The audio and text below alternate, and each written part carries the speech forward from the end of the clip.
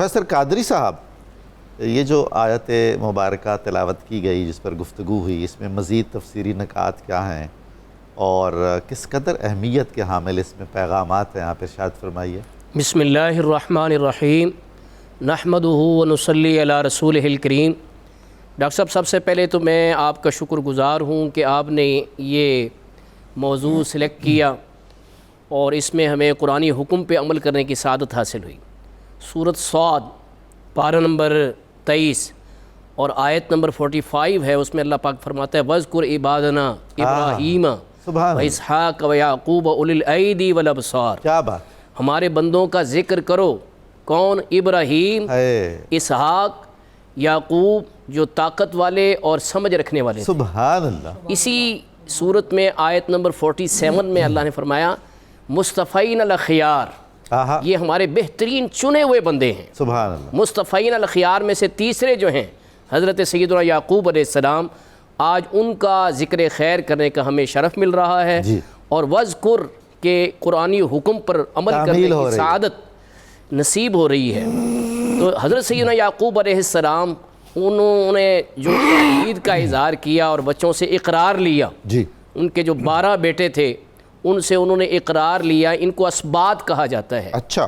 اور قرآن کریم میں متعدد مقامات پر ان 12 بیٹوں کا ذکر اسباط کہہ کر کیا گیا ہے۔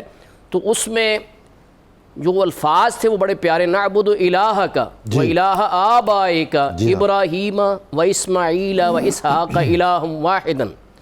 اس میں آبا کے اندر حضرت یعقوب علیہ السلام کا شجرہ، جسے قرآن کریم میں شجرہ بیان ہوا ہے، اور نبی پاک صلی اللہ علیہ وسلم نے جب اس کا ذکر کیا تو آپ نے فرمایا کریم ابن کریم ابن کریم۔ حضرت یعقوب علیہ السلام کا جب تذکرہ ہوا تو کریم ابن کریم کہ ایک نبی کے پوتے ہیں اور ایک نبی کے بیٹے ہیں، اور جن کی ولادت کی خبر ان کی پیدائش سے تقریباً 61 برس قبل دے دی۔ اللہ اکبر۔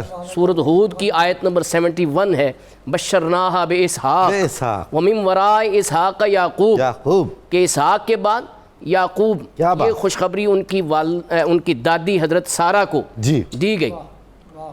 تو سوچنے کی بات ہے کہ اگر شجرے پر غور کریں تو شجرے پر غور کرتے ہوئے یہ سمجھ میں آتا ہے کہ یعقوب علیہ السلام کے والد ہیں حضرت اسحاق علیہ السلام، ان کے والد ہیں ابو الانبیاء حضرت سیدنا ابراہیم خلیل اللہ علیہ السلام، لیکن حضرت اسماعیل علیہ السلام کا جو آبا میں ذکر ہو رہا ہے یہ بڑی قابل غور بات ہے۔ اس سے بہت سے مسئلے، بہت سی پرابلمز جو ہیں وہ سالو ہو جاتی ہیں اس ایک لفظ سے کہ اسماعیل علیہ السلام ان کے آبا میں نہیں ہیں۔ جی ہاں، وہ تو ان کے تایا ہیں حضرت یعقوب علیہ السلام کے، لیکن ان کو آبا میں ذکر کر کے یہ مسئلہ حل کر دیا گیا کہ عربی زبان میں ابن کا لفظ ضروری نہیں ہے کہ صرف والد کے لیے یوز ہو، وہ چچا کے لیے بھی یوز ہوتا ہے۔ حضرت ابراہیم کے مسئلے میں بھی ایسا ہو گیا۔ جی ہاں بالکل، آپ نے اسی طرف میں آ رہا تھا، بہت زبردست بات آپ نے کی۔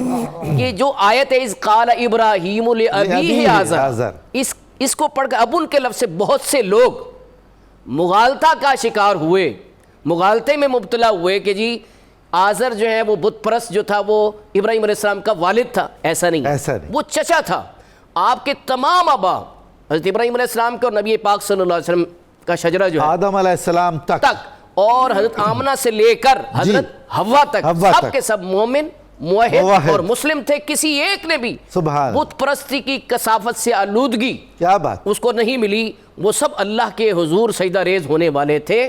تو بہرحال یہ اس لفظ سے چونکہ ظاہر ہو رہا تھا تو میں نے سوچا کہ اس کو ضرور پوائنٹ آؤٹ کرنا چاہیے کہ نعبد الہک و الہ آبائک۔ تو سب سے بہترین تفسیر جو ہوتی ہے قرآن پاک کی وہ تفسیر القرآن بالقرآن۔ تو اذ قال ابراہیم لابیہ آزرہ میں جو ابی ہے جس سے لوگوں نے دھوکہ کھایا، تو اس ابی آزرہ کی بہترین تشریح اس آیہ مبارکہ سے ہو رہی ہے۔ دھوکہ کھایا بھی اور دھوکہ دیا بھی ایون کہ ہمارے کریکولم میں ابھی تک یہ غلطی چل رہی ہے۔ آپ کے والد ماجد کا نام طارق بتایا جاتا ہے؟ جی ہاں ایسے ہی ہے، بالکل آپ صحیح فرما رہے ہیں۔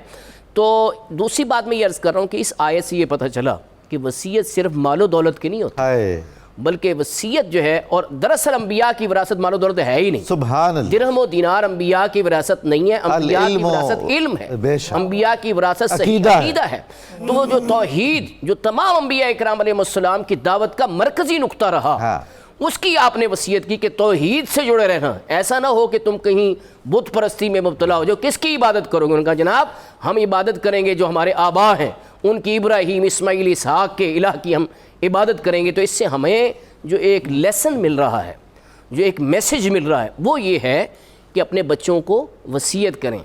جیسے آخری وصیت ہوتی ہے اس کی اولاد بڑی قدر کرتی ہے، تو آخری بات جو ہو اس میں یہ ہونا چاہیے۔ اور یہاں پر یہ بھی کہا گیا ہے کہ یہ نہیں کہ صرف یعقوب علیہ السلام نے وصیت کی، اس سے پچھلی آیت 132 سورۃ البقرہ، اس میں وَوَصَّىٰ بِهَا ابراہیم بنیہ ویعقوب، کہ اس سے پہلے ان کے دادا بھی وصیت کر چکے تھے، ابراہیم علیہ السلام۔ تو اسی طریقے پر چلتے ہوئے اور انبیاء کرام علیہ السلام کے ذکر کی جو حکمت ہے وہ کیا ہے؟ یرید اللہ لیبین لکم ویہدیکم سنن الذین من قبلکم، سورۃ النساء آیت نمبر 26 ہے کہ اللہ تعالیٰ تمہیں پچھلوں کے طریقے پر چلانا چاہتا ہے۔ تو وہ طریقے پر چلانے کے لیے یعقوب علیہ السلام نے ایک اور ایگزامپل قائم کی کہ میرے دادا نے بھی وصیت کی تھی حضرت ابراہیم علیہ السلام نے، اور میں بھی یہ وصیت کر کے جا رہا ہوں کہ کس کی عبادت کرو گے؟ توحید، جو مرکزی نقطہ، اور کرنی بھی چاہیے، کیونکہ انسان کا شرف اور اس کا اعزاز کیا ہے؟ وہ توحید ہے، جس سے اس کی سب سے بڑی بات، اگرچہ توحید کے بہت سے فوائد اور بہت سے اثرات ہیں لیکن توحید کا جو سب سے بڑا شرف اور اعزاز ہے انسان کے لیے وہ یہ ہے